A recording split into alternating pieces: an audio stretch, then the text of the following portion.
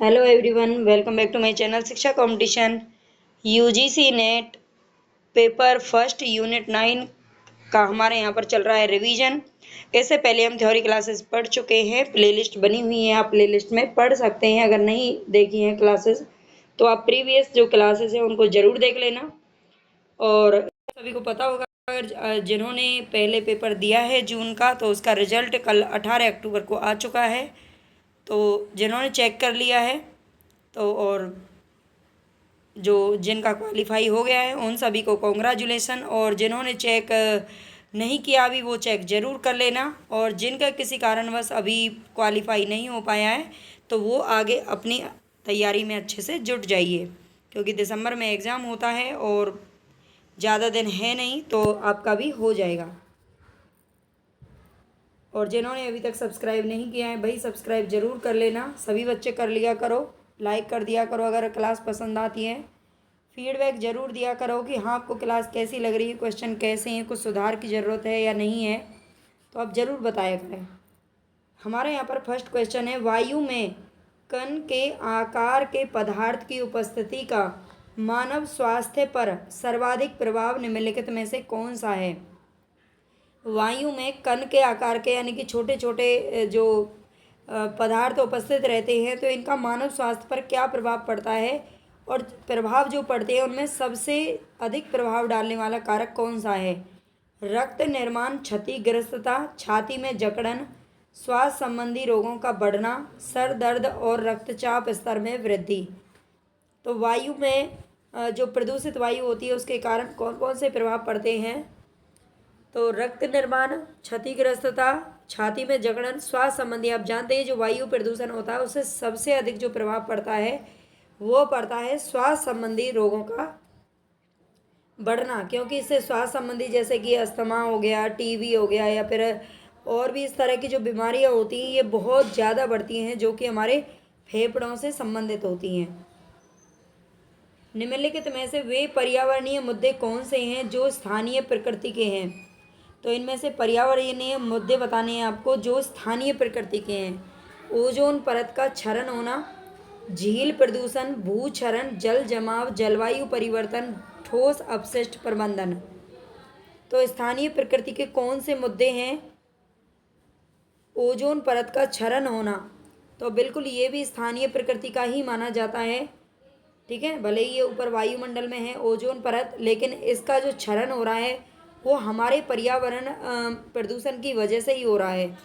तो ओजोन परत का क्षरण स्थानीय प्रकृति का है। झील प्रदूषण, भूक्षरण, जल जमाव नहीं है बल्कि जलवायु परिवर्तन। ठीक है, तो ए, बी, सी और ई इसके क्या है, ये बिल्कुल करेक्ट ऑप्शन है। ओजोन परत का क्षरण ये स्थानीय प्रकृति का है। झील प्रदूषण, भूक्षरण, जलवायु परिवर्तन। ठीक है, तो ये आप याद रख लेना। कौन सा जलवायु परिवर्तन पर संयुक्त राष्ट्रीय फ्रेमवर्क कन्वेंशन UNFCCC, इसका ये फुल फॉर्म आप याद रख लेना। जलवायु परिवर्तन पर संयुक्त राष्ट्रीय फ्रेमवर्क कन्वेंशन के उद्देश्य को इंगित करता है। तो इनमें से कौन सा है। वातावरण में ग्रीन हाउस गैसों की सांद्रता को स्थिर करना, अलग अलग देशों के लिए ग्रीन हाउस गैसों के उत्सर्जन की सीमा को निर्धारित करना, परिवर्तन तंत्र को निर्धारित करना, सदस्य देशों द्वारा जलवायु कार्य योजना के निर्माण के लिए दिशा निर्देश तैयार करना। तो इनमें से कौन सा है जो कि जलवायु परिवर्तन पर संयुक्त राष्ट्रीय फ्रेमवर्क कन्वेंशन के उद्देश्यों को इंगित करता है। तो ये कौन सा है। अलग अलग देशों के लिए, यहाँ पर बी हमारा करेक्ट ऑप्शन है। अलग अलग देशों के लिए ग्रीन हाउस गैसों के उत्सर्जन की सीमा को निर्धारित करना। ठीक है, ये इसके उद्देश्य को क्या करता है, इंगित करता है। निम्नलिखित में से कौन सा कथन है जो कि असत्य है, सही नहीं है। पृथ्वी हरित गृह प्रभाव के बिना सुरक्षित होगी। हरित गृह प्रभाव का मुख्य अवदान कार्बन डाइऑक्साइड से आता है। पृथ्वी की जलवायु मानव के पृथ्वी पर आने से पूर्व भी बदलती रहती थी। पृथ्वी की जलवायु जब तक मानव नहीं था उससे पहले भी पृथ्वी की जो जलवायु है वह क्या होती थी, बदलती रहती थी। तो बताएं आप यहाँ पर कौन सा कथन है जो कि सही नहीं है।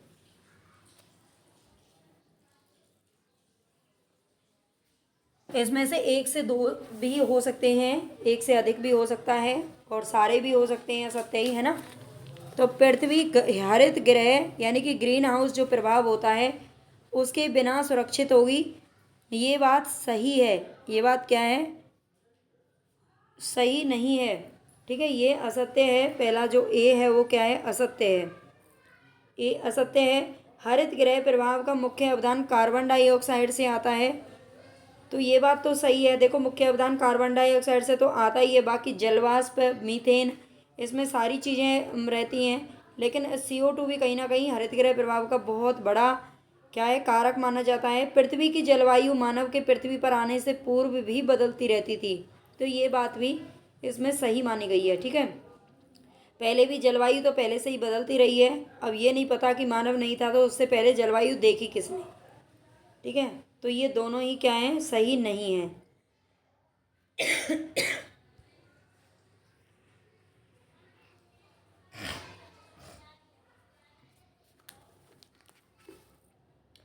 नेक्स्ट क्वेश्चन है हमारे यहाँ पर, निम्नलिखित में से कौन से संभावित गतिज ऊर्जा के उदाहरण हैं।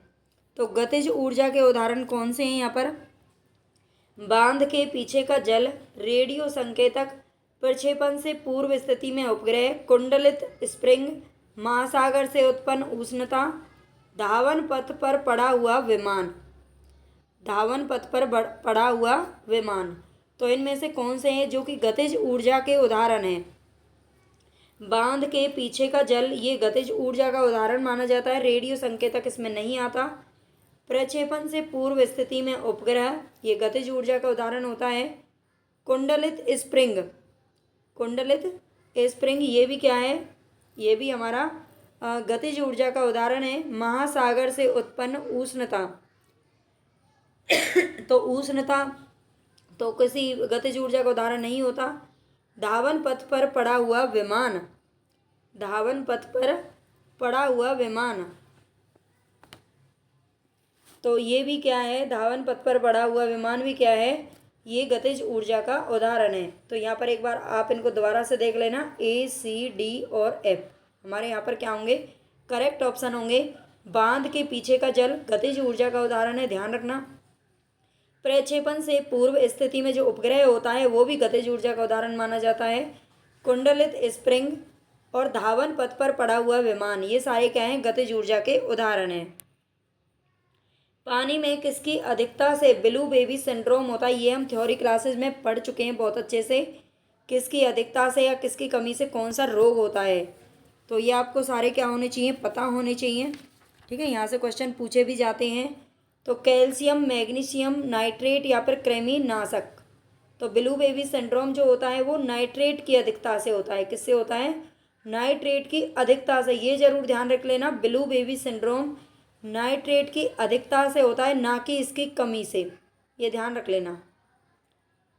गैर नवीकरणीय संसाधनों का समुच्चय, यहाँ पर आपको बताना है कि कौन सा ऐसा जो ऑप्शन है जिसमें सारे के सारे ही संसाधन क्या हैं, गैर नवीकरणीय हैं। ठीक है, यूरेनियम, प्राकृतिक गैस, मृदा। तो यूरेनियम तो देखो किसमें गैर नवीकरणीय बताना, तो यूरेनियम तो है, प्राकृतिक गैस नहीं है। हाँ, प्राकृतिक गैस, मृदा, इसमें मृदा नहीं आती है ना। और प्राकृतिक गैस यूरेनियम फास्फेट,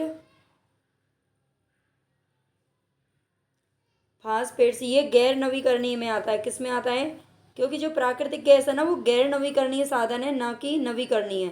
गैर नवीकरणीय जो कि समय पर ख़त्म हो सकते हैं, जिनका आगे भविष्य में क्या होती है, ख़त्म होने की संभावना रहती है, वो होते हैं क्या, गैर नवीकरणीय। ठीक है, नवीकरणीय गैर नवीकरणीय होते हैं, और नवीकरणीय वो होते हैं जो बार बार जिनको रीयूज किया जा सकता है। तो यूरेनियम भी एक प्रकार का क्या है, मिनरल है।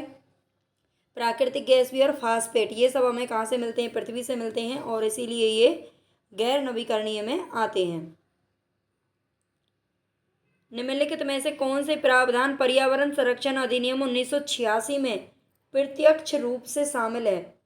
कौन सा इनमें से प्रावधान किया गया है 1986 में, जो पर्यावरण संरक्षण अधिनियम लागू किया था उसमें शामिल है। वनों की सुरक्षा और संरक्षण तथा उससे जुड़े मामले, जल प्रदूषण का निवारण और नियंत्रण, वन्य जीवों, पक्षियों और पौधों की सुरक्षा और संरक्षण तथा उनसे जुड़े मामले। तो इसमें सी हमारा बिल्कुल करेक्ट ऑप्शन है। इसमें जो जो पर्यावरण संरक्षण अधिनियम 1986 था,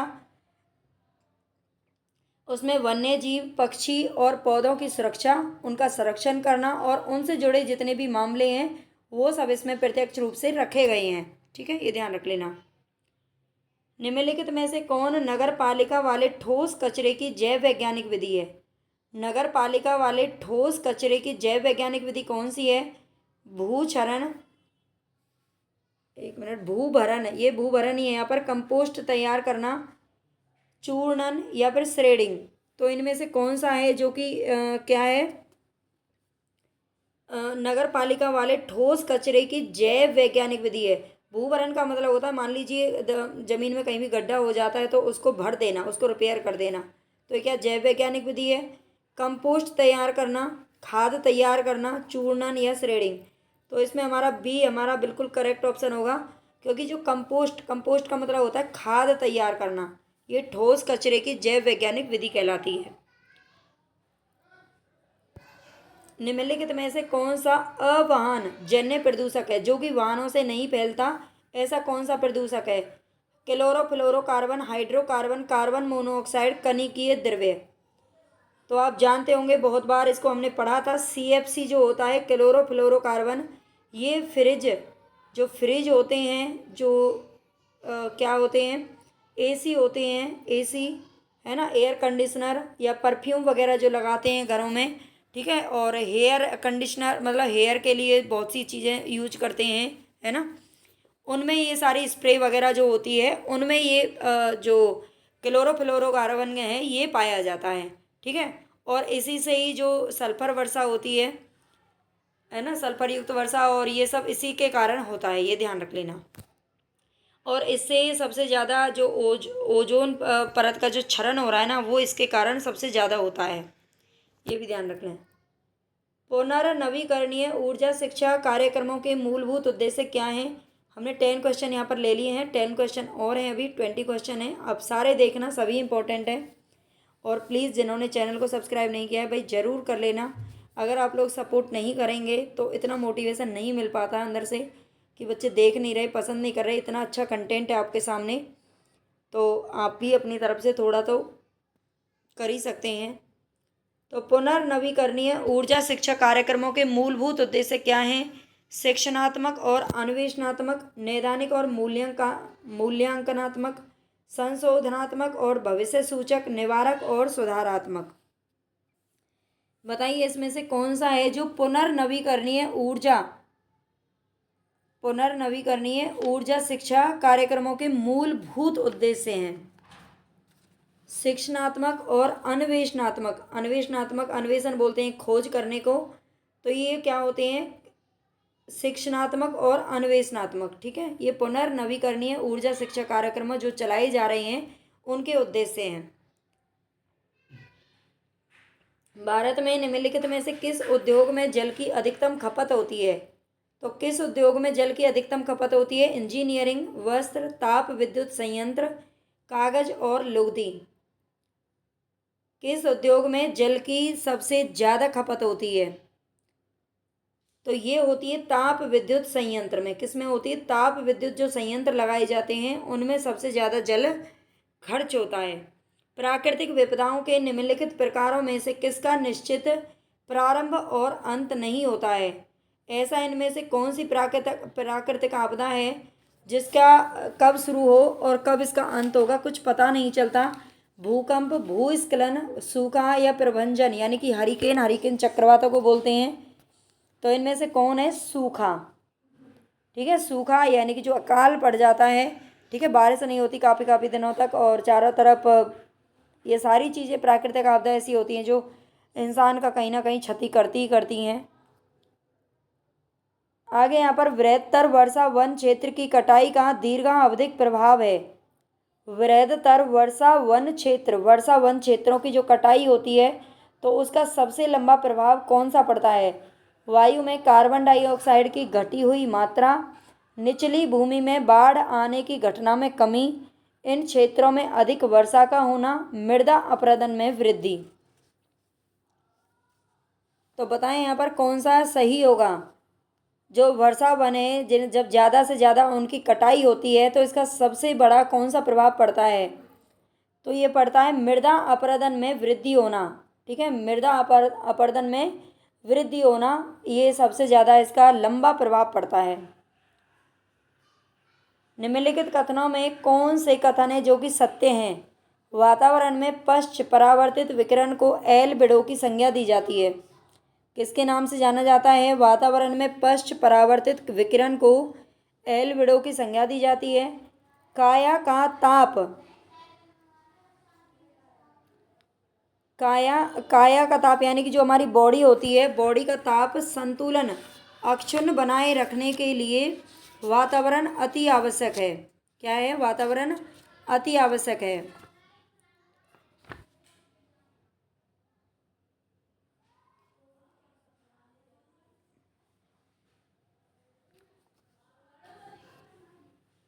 तो बताइए इनमें से कौन सा काया का जो ताप होता है, बॉडी का संतुलन अक्षुण्ण बनाए रखने के लिए वातावरण अति आवश्यक है। बिल्कुल सही बात है। ताप और सूर्य का प्रकाश दोनों वातावरण से होकर के गुजरते हैं। ताप और सूर्य का प्रकाश दोनों ही वातावरण से होकर गुजरते हैं।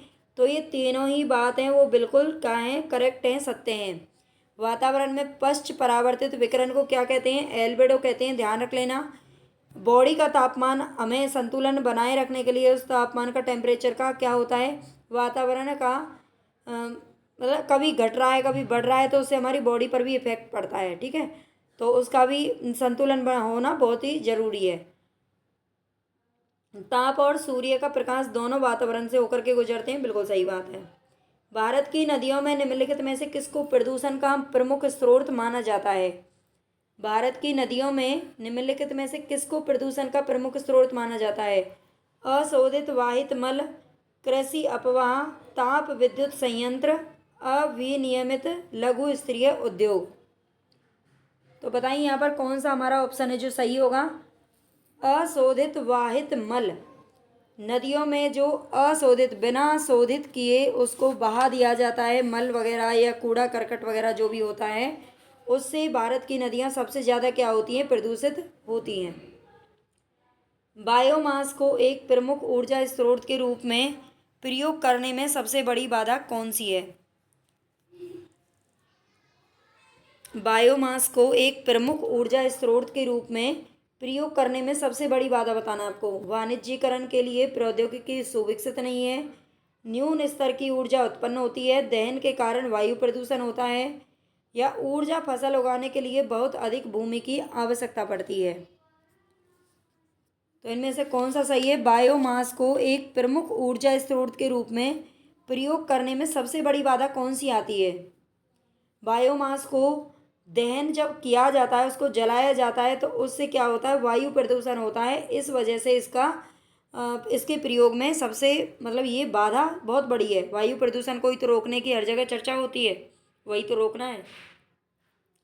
अंतर्राष्ट्रीय सौर गठबंधन की स्थापना हेतु संयुक्त रूप से किसने प्रयास किया था। हमने अच्छे तरीके से इसको पढ़ा था, है ना। तो ये किसने शुरू किया था, 2014 में बात हुई थी। ये फ्रांस के राष्ट्रपति थे उस टाइम, और भारत के प्रधानमंत्री जो अब वर्तमान में हैं नरेंद्र मोदी, उन्होंने ही मिलकर के ये अंतर्राष्ट्रीय सौर गठबंधन का क्या लिया था। और इसमें देश भी थे, हमने बताया था उस दिन, शायद 121 या कुछ ऐसे देश थे जिन्होंने मिलकर के ये इसका मतलब अंतर्राष्ट्रीय सौर गठबंधन का फैसला लिया था। ठीक है, और फ्रांस और भारत ने इसमें मुख्य रूप से क्या किया था, भागीदारी निभाई थी।